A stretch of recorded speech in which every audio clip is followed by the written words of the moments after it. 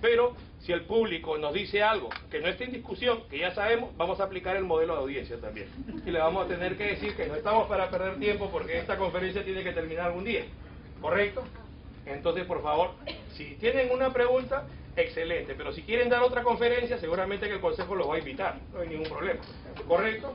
Entonces, estamos hablando nosotros del primer pleno regional sobre el nuevo Código Procesal Penal que se ha producido en la ciudad de Arequipa, del 3 y 4 de julio del año 2009. ¿Qué ha pasado en este pleno? Se han invitado solo a jueces superiores, y tenían derecho a voz y voto solo los de los primeros 5 distritos judiciales. ¿Quiénes son?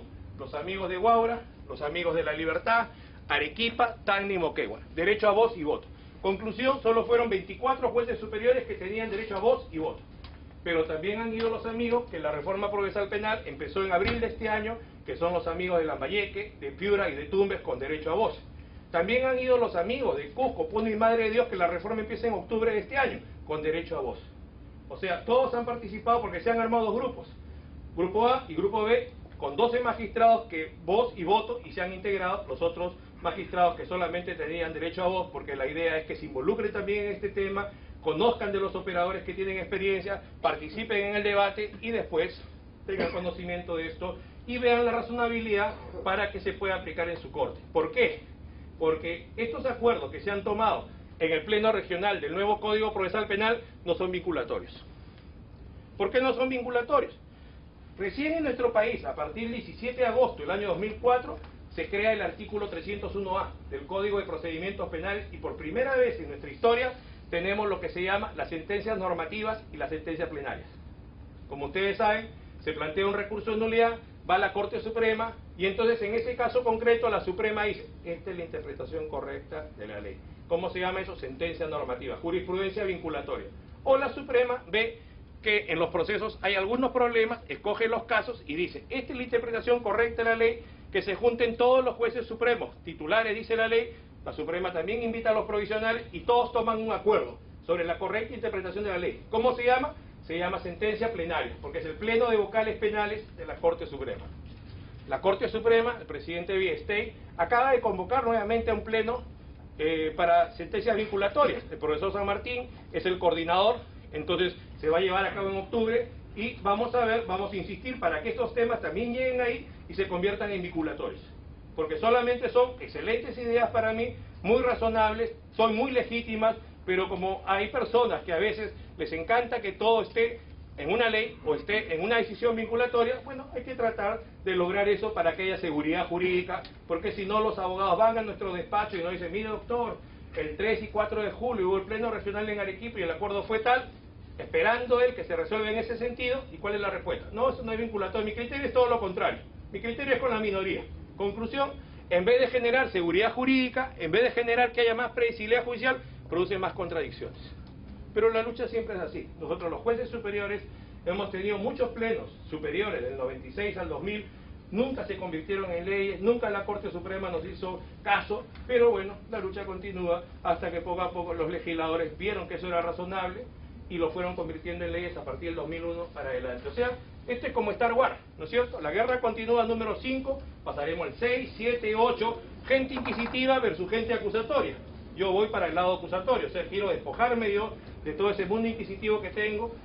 Es difícil porque en las noches hablo sobre el modelo acusatorio y en el día estoy resolviendo expedientes, pero bueno, hay que tratar de hacer lo que se pueda, ¿no es cierto? La lucha continúa en uno mismo, internamente inclusive, y la idea es, no es cuestión de que inquisitivo o acusatorio, sino es cuestión que el moderno derecho procesal penal se basa en dos soportes, que son garantías y eficiencia.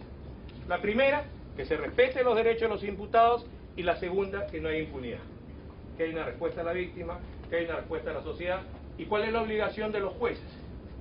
Encontrar un punto de equilibrio donde ambas convergen, garantías y eficiencia.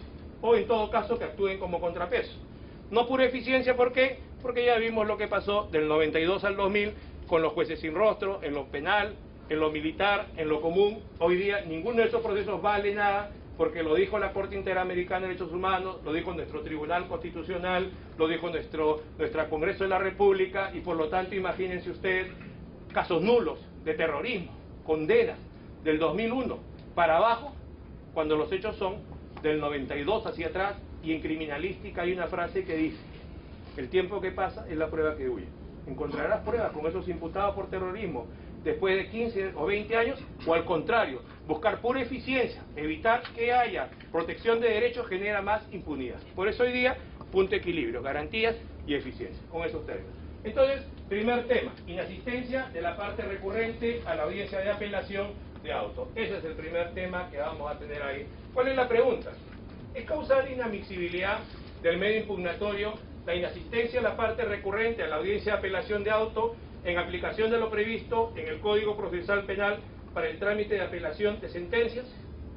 Es de la discusión. ¿Qué pasó en Arequipa? Hay dos posiciones siempre, para que haya discusión, ¿no es cierto? ¿Cuál es la primera posición? El 423.3 del nuevo Código Procesal Penal tiene que ser interpretado conforme a los 9 primeros artículos del título preliminar del Código Procesal Penal. Ustedes saben que el 10º del título preliminar dice que transversalmente se aplican los 600 artículos que tiene el nuevo código, y por lo tanto la idea es lograr que haya un juicio justo. Si contamos nosotros con los 9 primeros artículos del título preliminar, lograremos ese equilibrio entre garantías y eficiencia. Y entonces la primera propuesta tiene que ver con eso, y bueno, va en ese sentido: cautelar la vigencia del contradictorio y la oralidad de la audiencia. O sea, ¿qué es lo que se plantea ahí? Que si no va el apelante, no debe haber audiencia, ¿correcto? Y eso es lo que dice el 423, literalmente. Si no concurre injustificadamente, no hay audiencia. ¿Y qué pasa si justifica? Tendría que volver a haber audiencia, volver a haber citación. Pero después les voy a plantear un problema que ocurrió el 12 de agosto de este año. Me invitó la Corte de la Libertad a hacer una conferencia 5 a 9, y entonces tuve la oportunidad de estar todo el día mirando audiencias. Les voy a plantear algo real de hace poco, que tiene que ver con sentencias, porque esta no es una cuestión de 2 más 2 son 4. Esta es una cuestión que frente a un problema hay que ver cuál es la solución y cómo hago para interpretar primero la ley y después aplicarla. Las leyes, como están gramaticalmente en el código, no te ayudan a resolver los problemas. Por eso ahora decimos siempre, las leyes se aplican, no, primero se interpretan y después se aplican, ¿no es cierto? Y ahí estamos trabajando los abogados, los jueces, los fiscales, en esta clase de temas, y tenemos que ver muchas cosas. No solamente el sentido literal, sino también sistemáticamente qué otras normas se pueden utilizar para la solución de ese problema, también el tema de la finalidad de la norma, la interpretación teleológica, qué pasó en la historia, y hoy día hablamos de también los principios, también los valores, del impacto que pueda producir esta decisión, y entonces es un conjunto de presupuestos que debemos tomar en cuenta para tomar la mejor decisión, pero siempre partiendo de la ley. El juez no puede crear leyes porque eso corresponde al Congreso, pero el juez sí tiene que ver qué es lo que hace frente a una ley. ¿Saben por qué les planteo todo esto? Por lo siguiente. Hay gente que dice, oye, pero en el código está así. Bueno, les voy a plantear 2 o 3 cosas de que están así en el código y que no pasan. Y ustedes me van a decir si es prevaricato o no. El Código Procesal Penal del 2004, que empieza a regir en julio del 2006 en Huaura, tiene 3 años y un mes ya en Huaura, establece que en la sala de audiencia la ubicación de las partes es la tradicional. O sea, el acusado en el medio, ahí el defensor a 3 o 4 metros, el fiscal ahí, y acá los 3 jueces. ¿Qué pasa si el acusado quiere comentarle algo a su abogado respecto al interrogatorio del testigo? ¿Puede hacerlo o no? Tendría que levantar la mano. Señor director de debate, ¿me autoriza a suspender la audiencia? Sí, con mucho gusto, le va a decir al juez. O sea, camina, suspende la audiencia, camina donde el abogado lo asesora, regresa otra vuelta, y si después de 5 minutos vuelve a hacer lo mismo, con mucha sonrisa el juez le dirá, o el juez pensará, este quiere perturbar el desarrollo de mi audiencia. Le mirará al abogado la cara al juez y dirá, no lo vuelvan a hacer, que se está molestando el juez. O sea, por esa razón que está pasando, se está recortando el derecho de defensa.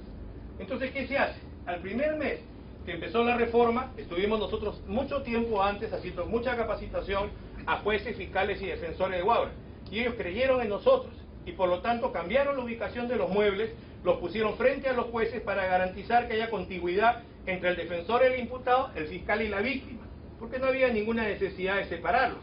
Sin embargo, al mes llegó una comisión de alto nivel y dijo, ¿quién ha dispuesto que se cambien los muebles? Ya van a ver.